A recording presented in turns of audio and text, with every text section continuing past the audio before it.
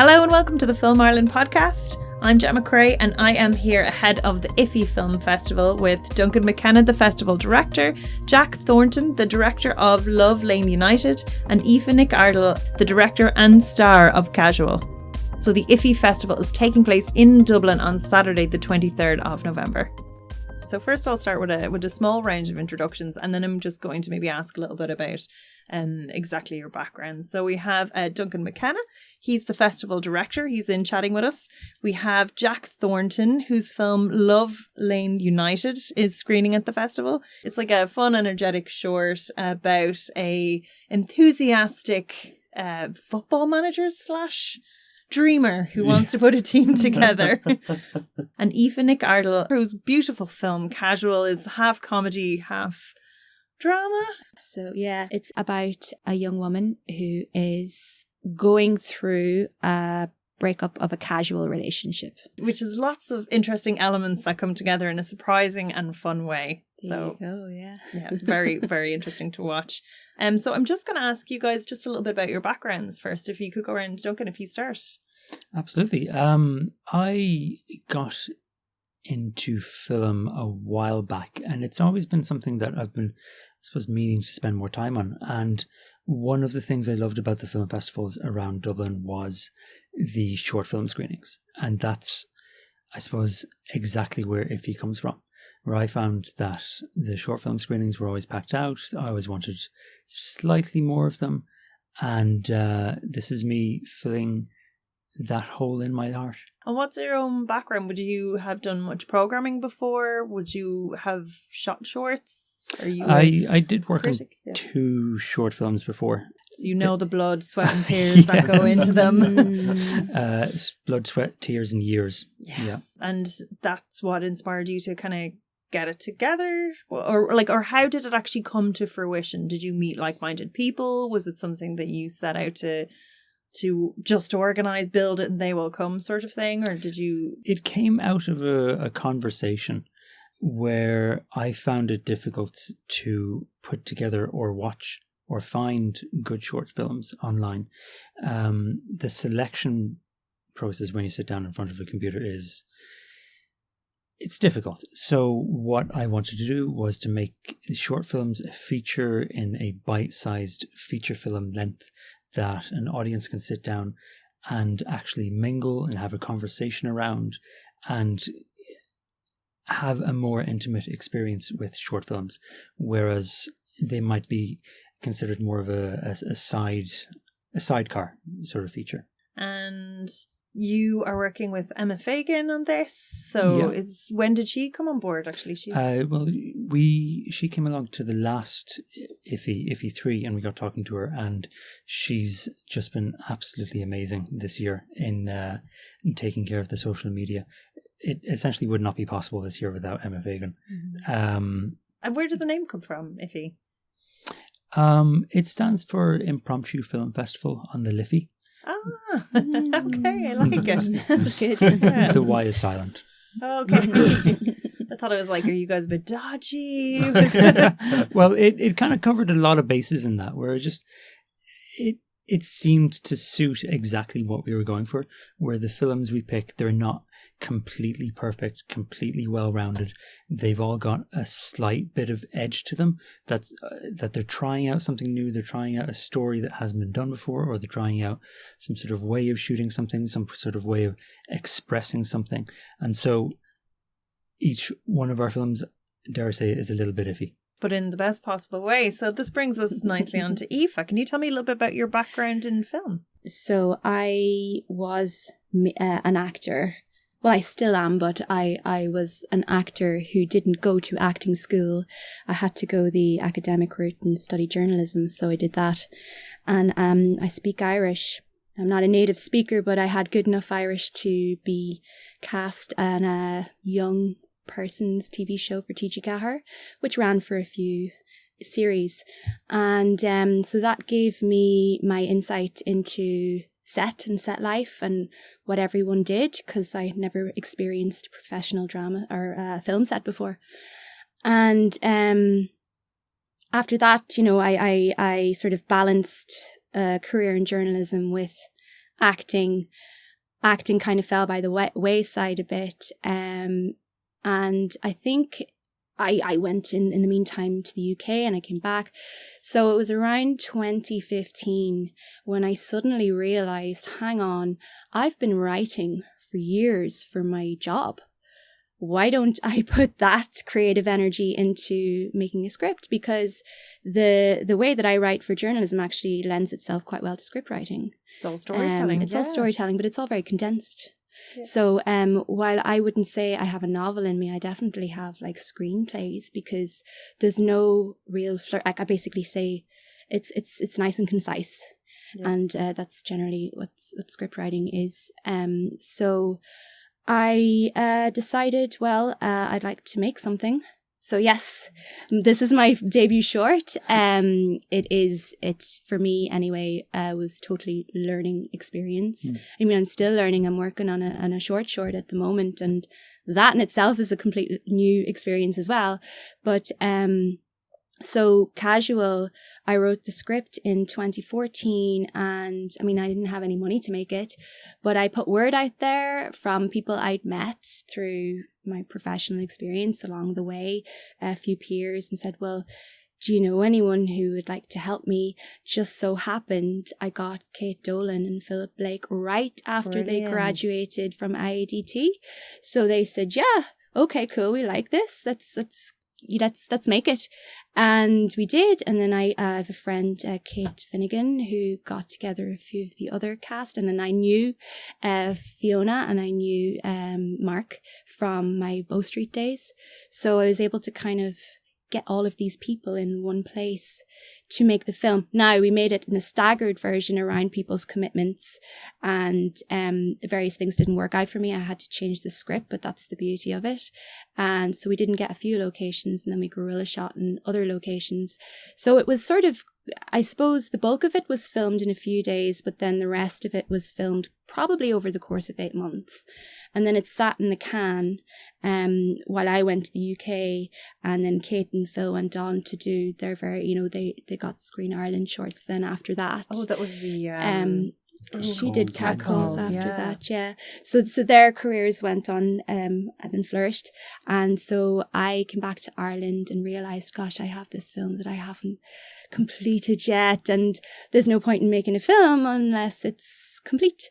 So I did a bit of a crowdfunding then to get the last push in, and I got some friends and friends of friends to put to make it, to edit it, to do some really good sound design, and the film was eventually made then in 2017. Yay. So yeah, it got done. But it's mad because I didn't know what I had, because it'd been so long since we'd shot it. I didn't know what to expect or what was going to come out.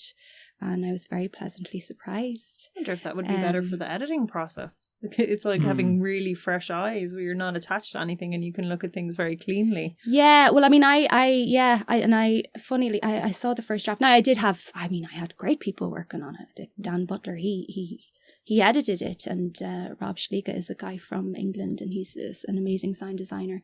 And Philip Zajanik, he did the music. So I basically, when you work with really great people, you're going to get something that you're proud of. So so the film, it's here. And this is actually, Iffy is its last foray, I think. Mm-hmm. I think this is the last film festival, because it's been on the circuit since, November 2017. So this is the last one. We'll be sure to give it a good send-off. Yeah. And Jack? Just about my background as well, I suppose. I actually studied biomedical science in college. When I was finishing school, I remember I didn't really think that filmmaking was a career that someone could possibly do. When I was in college, I got involved in the different film societies and whatnot, and made a few different short films and that. And then when I finished, I decided I had no interest in science and I wanted to try and get into filmmaking. And I started as a runner in Screen Scene and worked there. I work as an editor in just freelance between different post houses around Dublin. And meanwhile, I wrote Love Lane United, and I put it together. I just used my own money to piece it together, and used an awful lot of the people that I would have met through the likes of Screen Scene or Windmill Lane, and like they all just kind of came in to just give a hand for it was a 2-day shoot. So big, like kind of like 13-hour day on the first day. It was pretty intense that day, but so it was basically an awful, like the way most short films are made, through favors and friends kind of helping friends and that sort of a thing. And I asked the likes of Screen Scene and Windmill Lane if we could use an edit suite in the evening times when there was no one there, and luckily they were okay with that. So we worked away for, I think we cut it for about a year, trying to piece the whole thing together. And yeah, so basically we got it done there. I'd say we only got it finished. I think it was locked and finished in May. I think just May gone there now. And so it's only beginning. It's kind of a circuit, you know what I mean? Yeah. Sunrise, sunset. Yes, yeah. Pass the mantle. Yes. There you go. Hopefully as good of a run as casual now. Surprising run, yeah. That was great. But it's been great to work on it, especially, you know, the more films I make, the more I learn. You know, I would have started off with tiny little things, and then moving on to this, where I had a friend who's a cinematographer, and he had really nice equipment to shoot it and stuff. Yeah, I saw the dolly shot. I know. Like, well done. Yeah. Because that was actually 4 separate shots pieced together in post production to make it all go down the whole way through. I thought I caught one. Yeah. I didn't realise there was Yeah. 4. That was very Yeah. sneaky. But so just little tricks like that I picked up from working with really great people in the likes of Screen Scene and Windmill Lane, who gave me great advice on little tricks like that to kind of create the illusion, you know, and so it's been a great learning experience, you know what I mean? So I'm definitely going to try and now use what I've learned from this and go on forward now to kind of expand on the story of it to create the feature that I would like to eventually make, you know. Fabulous. So tell me a little bit more about the feature. Are you working on a script at the moment? Yeah, so myself and a friend of mine who we've actually known each other since we were about maybe 3 or 4 years old, and we would have got into films together, and we would have written an awful lot of short films, and just so happened for Love Lane United, he was too busy to be able to get involved much in it. But then I decided now, there's a big difference between tackling a 7-page script and a 90-page script, you know, so the two of us are now writing it. We have a first draft finished, and obviously as first drafts go, it's all over the place, and you're trying to write with your heart and then with your head, you know. But basically with the short, we kind of just set up the kind of relationships, the location, that ridiculous flat that I lived in that flat, and basically the idea kind of, and it was just a big dirty sesh hole of a house, and I remember I read, or a friend of mine had sent me an article about a group of like DJs, I think in Norwich in the 90s, who set up like they had a football team, and they just did it for the fun of it. And I remember thinking that was such a hilarious idea. And I was sitting in this apartment in Love Lane, you know, paying ridiculous rent and thinking like, what am I doing with my life? At the time I was a solar panel salesman for the few months, and I was a terrible solar panel salesman. And, but basically every weekend, Love Lane would be the host of like a good few people coming every weekend to have great big house parties. So I thought to myself, I think it'd be very, very funny to see these people in a football team and actually try to attempt to be a part of a proper little Sunday league. Yeah, so the idea then, all of the people who are in the film, except the 2 main characters, are all my own friends, and all based off people that I know very much so. But then the 2 main characters, the idea would be to show a sort of a romantic sort of love story that would take place over the course of the 9 months of a Sunday League season. And you see the ups and downs and the kind of ridiculous things that occur from living in such a hilariously terrible flat in the middle of Dublin City, you know. And I think we all had one of those. Yeah.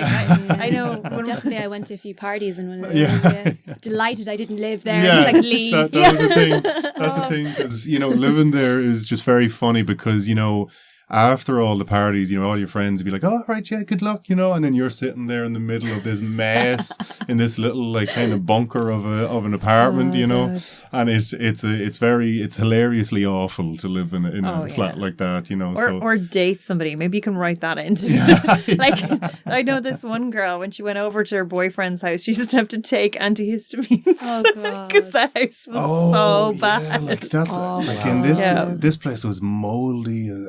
But it was, the thing about it was kind of bittersweet to leave it, because when I moved out, you know, I just had so many hilarious, great memories in that place, and I kind of have a good fondness now looking back on it. So that's kind of it's as ridiculous and awful as it was. It kind of spurred an idea for a really, I think, interesting sort of story that can take place in such a interesting, ridiculous little place, you know.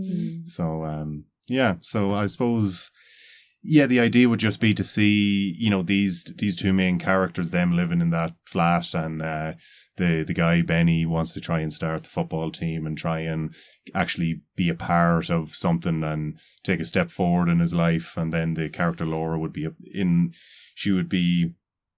I suppose, she starts to question as to why they keep living in this flat, why they can't move forward to just put this world behind them. And I suppose it's that kind of time in someone's life where they're living just after college. They have no idea what they actually want to do with themselves.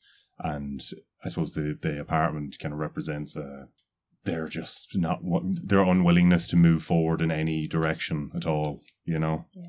So that's kind of what I try to explore in the feature, you know. Yes, and it's this very kind of fun, stylish way as well. Absolutely, and lots of nice kind of little one-liners. Yeah. And actually, speaking of drawing on personal experience for your writing, yours felt so true, Aoife, when I was watching it. It just felt like such, like, I know all those people. I know the friend. I know.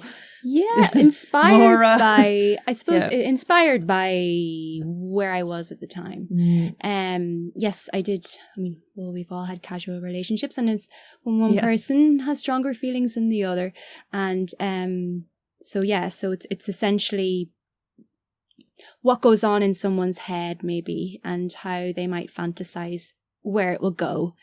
And I mean, there's obviously, it's inspired by life, but it's quite heightened. Yeah. In the sense I've tried to put in some comic moments. So I thought it would be a simple little thing to not necessarily explore, but just to express. And I think it's funny because when I wrote it, I didn't think that it would resonate with the amount of people that it has. So it's been nice. People come back to me and say, oh, that's actually quite, you know, relevant in today's modern dating culture. You know, people get hurt in casual relationships, but you power through and you get on with it. And you did a really good job in externalizing her internal strife in very fun ways. Like, that was very kind of sharp writing, and even her reaction and her kind of goal throughout it. It was really nice to watch. And I just thought what you did really well was took her and her friend as a character and gave them these very well-rounded lives. Like, we're only seeing them for like a handful of moments or whatever, and like me watching that, I felt like they were both real. It was really, cool. It was really kind of fun to watch that, and you feel like you know them. Like, even though it's like, I really enjoyed that. Was it hard playing the lead role and sort of directing yourself? Oh, terribly. Yes. Well, I mean, Kate directed me. I sort of steered the scene with, because we didn't have any time to rehearse. Myself and Fiona, she was actually in another room in the apartment. That was my bedroom at the time in the flat in Dublin. And so she was downstairs in my flatmate's room, but we didn't have a chance to rehearse the scene, get it sharp.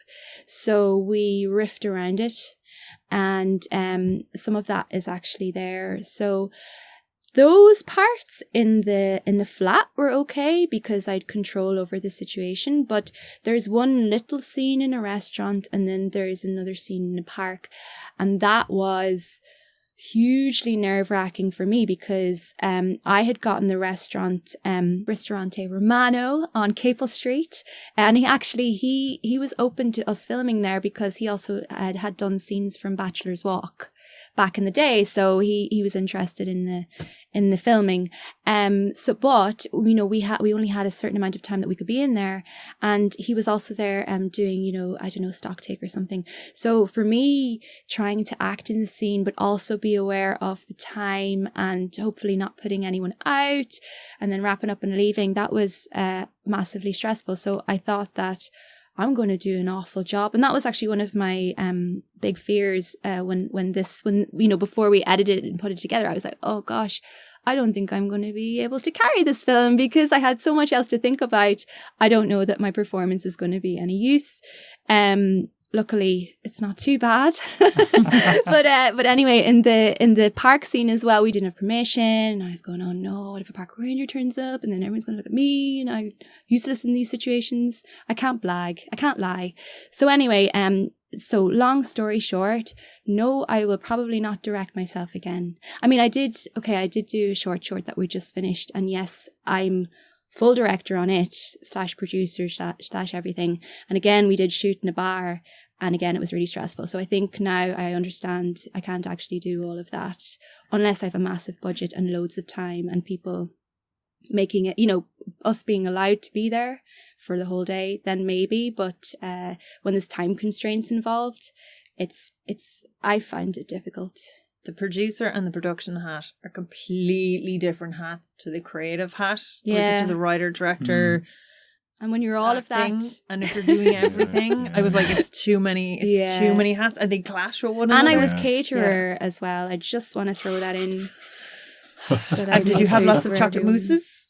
I had all of them. Yeah, that was casual. And then this little short that I've done, I made all of the sandwiches. And I was up all night making sandwiches for people, and they really enjoyed them. I'm just going to say that.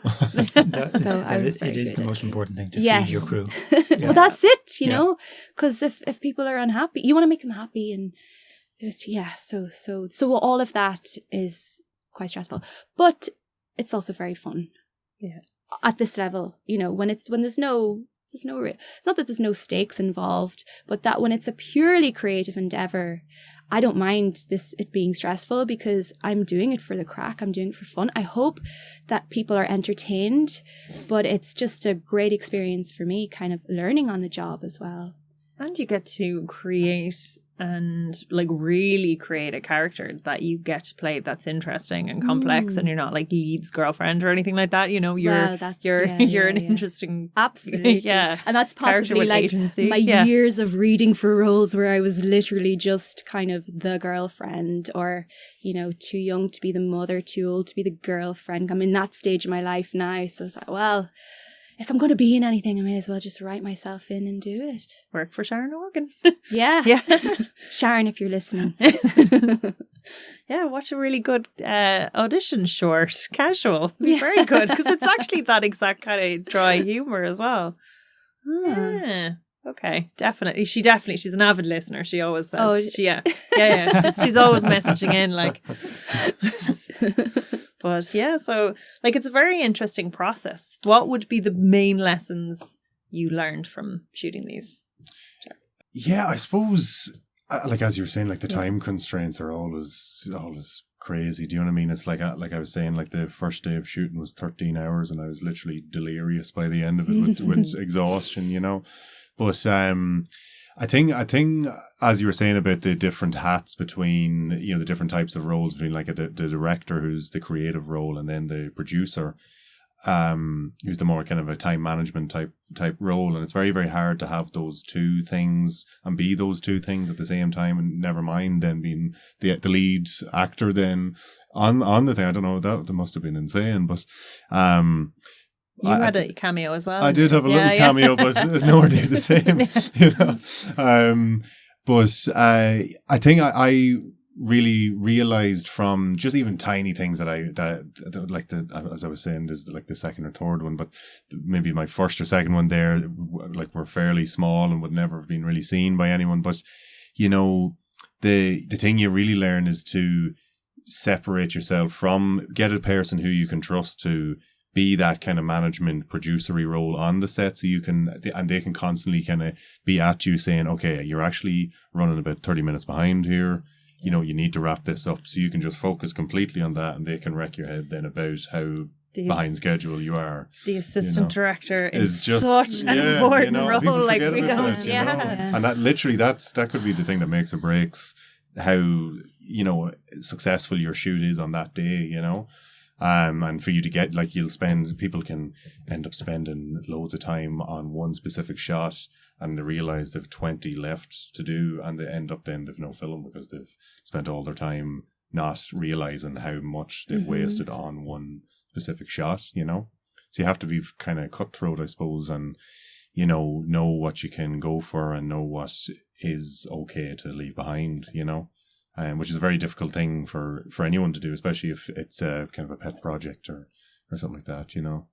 Kill your darlings. Yeah, literally, you know. And it's a tough thing. I think Darren Aronofsky had a saying about the film's not finished until you've cut your favourite shot. And I think that's a good little saying, you know what I mean? Yeah. Because it really is true. And that's the thing you realise too late after you've made your first thing, you know. And was there anything that you'd go back and tell past you'd be like, oh my god, don't do that? Yeah, I suppose I would tell myself to relax a bit more and not put so much pressure on it.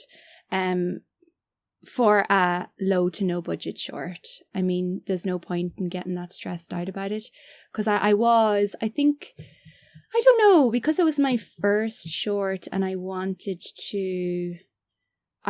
it to be not perfect, but I guess it was something totally new. So when it was staggered in that way, you know, when things were pushed out, for a first short like that, I didn't have any experience in making anything. And so I was like, oh, well, this is a 3-day short. It should take 3 days. But then it was pushed out. And I thought it was running away from me, or I thought, you know, the longer it was pushed out, the less likely it would be to be made. And then I went to the UK, and then it was, for me, never going to get made. But I stuck with it, and we made it. And I suppose I felt stressed out around that time because I wasn't sure it was going to be complete. And then I was really worried about how I would come across, because I play the lead role in this. So that was another hang up I had, I suppose, about my acting. But now that I'm sort of used to seeing myself a little bit more, because all the other things that I'd done before, I obviously saw the complete program, and we make Kanchanelika. So this is, I don't know, I had some hang up over my voice, so I was watching myself speaking English on a thing, and actually it was fine. Yeah. I don't sound weird. Well, as weird as I might think I do. So yeah, I suppose I would tell myself to just relax a bit more around it, until, you know, you get a budget and then you've got more people that you have to answer to. But when you're just making something, you should just have a lot of fun and enjoy the fact that you don't have any real pressure. There's nobody breathing down your neck because they've given you 50 grand or whatever. Yeah. So that's like, you have ultimate freedom in making something that's low to no budget. Yeah. So enjoy the crack. Yeah. Enjoy the experience. That's it. You get to make your own creative choices. You don't have to compromise. Yeah. And so they're two very good things. So enjoy it, and then have someone there that can kick your ass that you trust. Yeah. That will kind of move the whole thing along. So you're able to enjoy it. So Duncan, what are the other shorts on the menu for this iteration of Iffy? We have a collection of 10 very interesting shorts. One is Mother, directed by Natasha Wall. It is an investigation in the role of a mother in modern day society as she fights for her own space inside her home with a fridge. The family has bought a fridge and she's competing for space. We have another film called Ouroboros, which is a look at the creative process of a struggling actor through a post-apocalyptic dance routine through these incredibly insane sets, and it's an insane short. You have to see it. We have 5 Letters to the Stranger Who Will Dissect My Brain, which is a film about a Trinity student coming to terms with mortality and dissecting actual cadavers. That's in Carney, isn't it? Yes, yes. And it's an absolutely amazing film again. We have Legacy by Michael Barwise.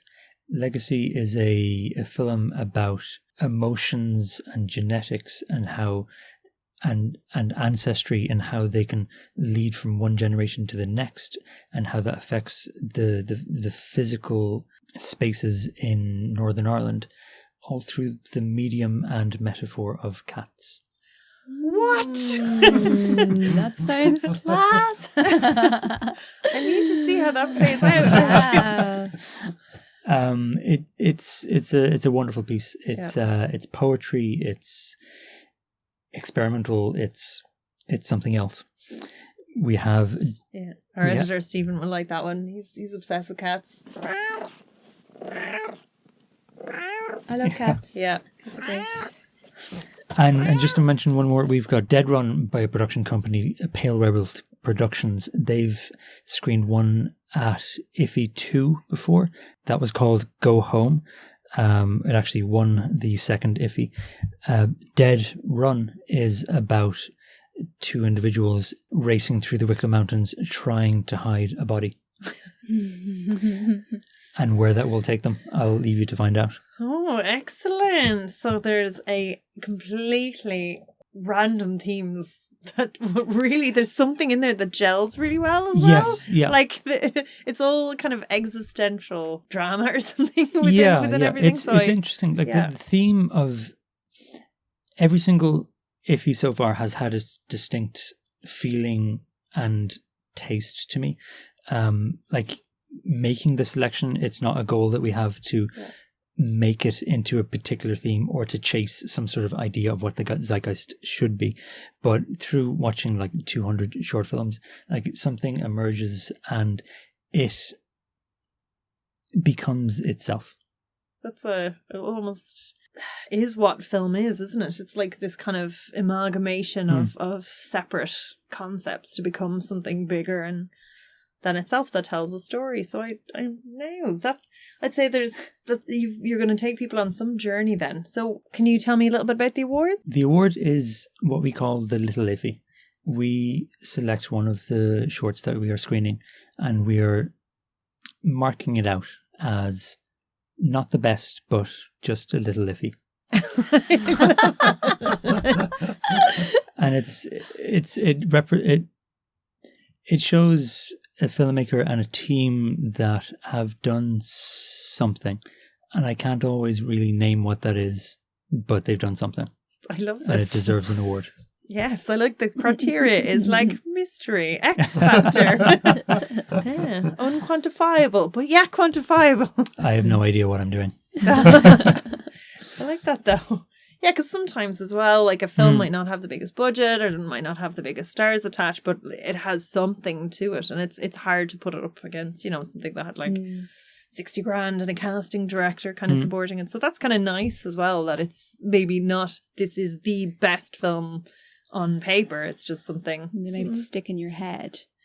Maybe you don't know why, but you're still thinking about it. So that's the mark of something that's making you think. Oh, I hope they're not going to take it the wrong way. Tell me a little bit more. Where is it? When is it? Where is it? It is at the Pearse Street Theatre. That's right next door to the Trinity Capital Hotel at 7 p.m. on the 23rd of November this month. €10 at the door or at iffy.ie/tickets with a free wine reception. Sure, wine is €10 up that neck of the woods anyway. So really, it's like free films with a glass of wine. Yeah, we're really looking forward to it. It's going to be a great show. So best of luck with the festival. And that was a brilliant chat. Thanks so much for coming in and chatting with us. Thank you.